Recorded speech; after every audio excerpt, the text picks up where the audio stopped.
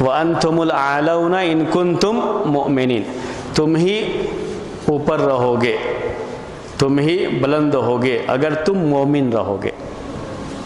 اگر تم مومن ہو تو تم ہی بلندی پر رہو گے، تم ہی اونچے رہو گے، تم ہی غالب رہو گے، دوسری قومیں تم سے مغلوب رہیں گی، تم کو غلبہ حاصل ہوگا۔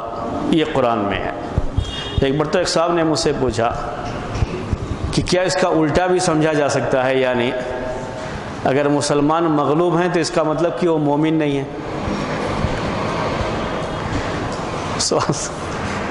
اس کا مطلب کہ ہو کیونکہ اگر مومن ہو تو کیا رہو گے؟ غالب رہو گے۔ اگر غالب نہیں مغلوب ہو گئے تو کیا کہیں گے کہ وہ مومن نہیں ہے؟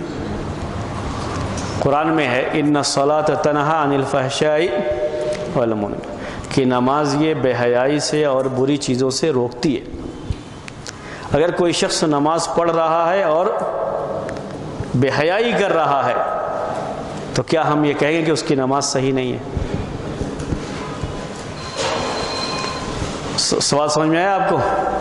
ایسا قرآن پڑھتے ہوئے آپ کو بہت آتا رہتا ہے اس طرح سے۔ کیا ہم ایسا کہہ سکتے ہیں؟ اس کو عربی میں کہتے ہیں مفہوم مخالف لینا۔ تو اسی کے بارے میں انشاءاللہ آئندہ ہفتے کا درس ہوگا۔ اگر ایسی کوئی آیت آتی ہے تو اس کو کیسے سمجھ سکتے ہیں ہم جو ہے۔ اگر اس درس سے متعلق کوئی سوال ہے تو سوال کر سکتے ہیں، پھر ہم آگے بڑھیں گے دجال کے بارے میں۔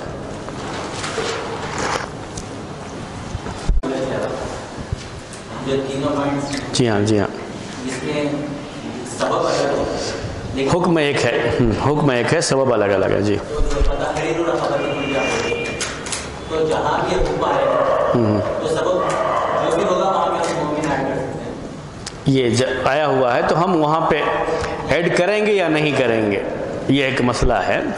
تو اس میں زیادہ لوگ اس بات کے قائل ہیں کہ کر لیں گے وہاں پر، یعنی جو گردن آزاد کریں گے مومن گردن ہی آزاد کریں گے۔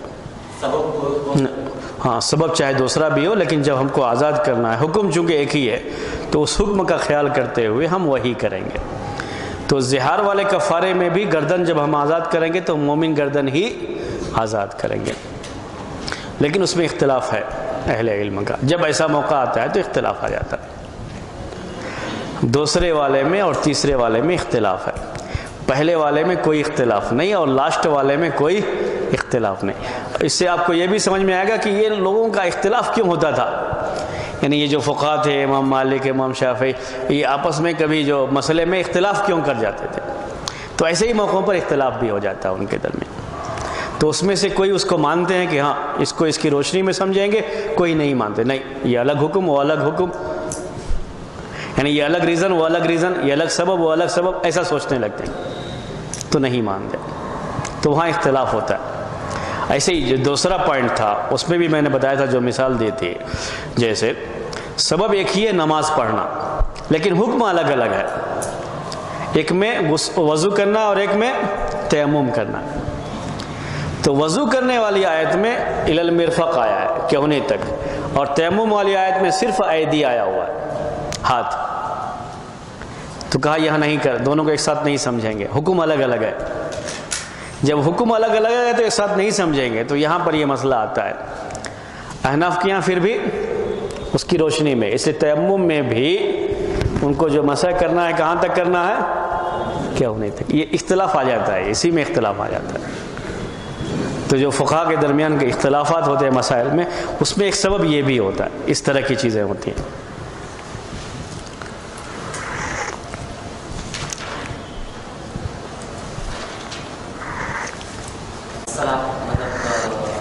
بیچ میں جوائن کرتا ہوں تو جب آخری تشہد ہوتا ہے تو اس میں مجھے کہاں تک پڑھنا چاہیے جب میں کرتا ہوں؟